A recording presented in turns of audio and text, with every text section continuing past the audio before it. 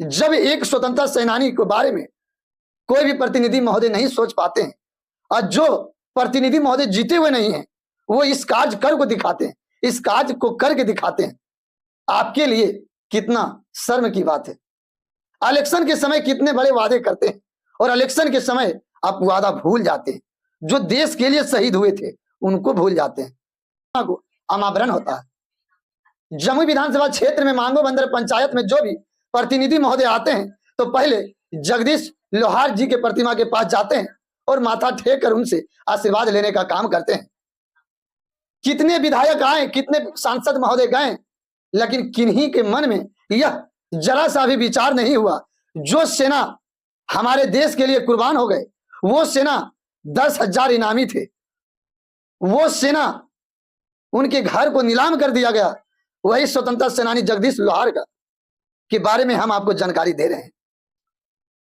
Jamui media news में आप सभी दर्शकों का स्वागत है। आज बहुत ही महत्वपूर्ण विषय पर आपसे रूबरू होने जा रहे हैं। जमुई विधानसभा क्षेत्र क्रमांक संख्या 241 विधानसभा चुनाव का घोषणा हो चुका है। पहले चरण की चुनाव 6 नवंबर, दूसरे चरण की चुनाव 11 नवंबर, 14 नवंबर को नतीजे आएंगे।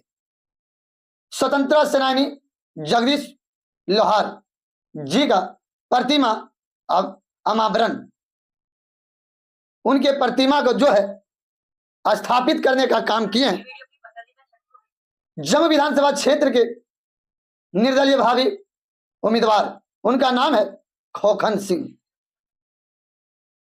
स्वतंत्रता सेनानी का प्रतिमा का जो है अनावरण करना चाहिए। देश आजाद हो जाने के बाद 2025 में उनके प्रतिमा को अनावरण होता है। जमुई विधानसभा क्षेत्र में मांगो बंदर पंचायत में जो भी प्रतिनिधि महोदय आते हैं तो पहले जगदीश लोहार जी के प्रतिमा के पास जाते हैं और माथा टेक कर उनसे आशीर्वाद लेने का काम करते हैं। कितने विधायक आए, कितने सांसद महोदय गए, लेकिन किन्हीं के मन में यह जरा सा भी विचार नहीं हुआ जो सेना हमारे देश के लिए कुर्बान हो गए, वो सेना 10,000 इनामी थे, वो सेना उनके घर को नीलाम कर दिया गया। वही स्वतंत्रता सेनानी जगदीश लोहार का के बारे में हम आपको जानकारी दे रहे हैं।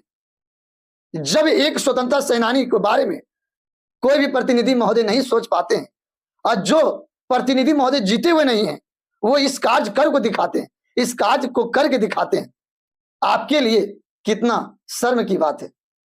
इलेक्शन के समय कितने बड़े वादे करते हैं और इलेक्शन के समय आप वादा भूल जाते हैं। जो देश के लिए शहीद हुए थे उनको भूल जाते हैं, तो हमको आप क्यों नहीं भूल सकते।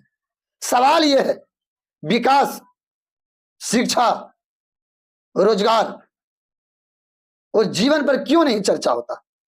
जीत जाने के बाद उस मुद्दे पर हम क्यों संज्ञान नहीं लेते। हमारे जमुई विधानसभा क्षेत्र में स्वास्थ्य का क्या व्यवस्था है, हमारे जमुई विधानसभा क्षेत्र में सड़क की क्या व्यवस्था है, हमारे जमुई विधानसभा क्षेत्र में नल जल योजना का क्या व्यवस्था है, हमारे गांव में क्या व्यवस्था है। आप कभी निरीक्षण किए हैं?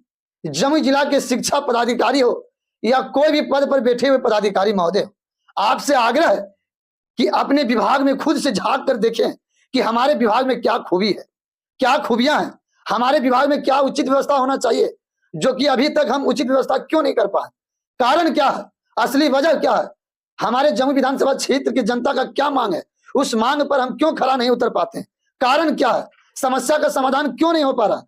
मेन समस्या का समाधान का मेन कारण क्या है, इस चीज के बारे में आप जब समझ जाएंगे, गरीब, मजदूर, किसान, वंचित को भी लाभ मिलना चालू हो जाएगा। आरोप पर प्रति आरोप आप लगाते रहें मगर विकास का कार्य आरोप प्रति आरोप में जो है वो धीमा पड़ जाता है। जिस काम के लिए आपको प्रतिनिधि महोदय आपको चुनते हैं, जिस कार्य के लिए 5 साल तक एक एक कीमती वोट देकर आपको चुनाव में जिताने का काम करते हैं, एक एक वोट से आप जीत जाते हैं। जमुई विधानसभा क्षेत्र में आप जीत जाते हैं, जमुई लोकसभा क्षेत्र में आप जीत जाते हैं, लेकिन अपने क्षेत्र के वासियों के लिए आप क्या कर पाते हैं, क्या उनके ऊपर, उनके वादे के ऊपर आप खड़ा उतर पाते हैं। तो आपको ढेर सारी शुभकामनाएं। इस विषय के बारे में आप क्या सोचते हैं, कमेंट अवश्य करें। जो इलेक्शन के समय प्रतिनिधि महोदय आपसे वादा करते हैं, क्या उस वादे को पूरा कर पाते हैं? इस विषय के बारे में अपना सुझाव कमेंट बॉक्स में अपना प्रक्रिया अवश्य साझा करें। हमारे फेसबुक पेज पर नए हैं तो फेसबुक पेज को फॉलो कर लें, यूट्यूब को सब्सक्राइब कर लें। फिर मिलेंगे नेक्स्ट वीडियो में आपसे। धन्यवाद। जय श्री राम।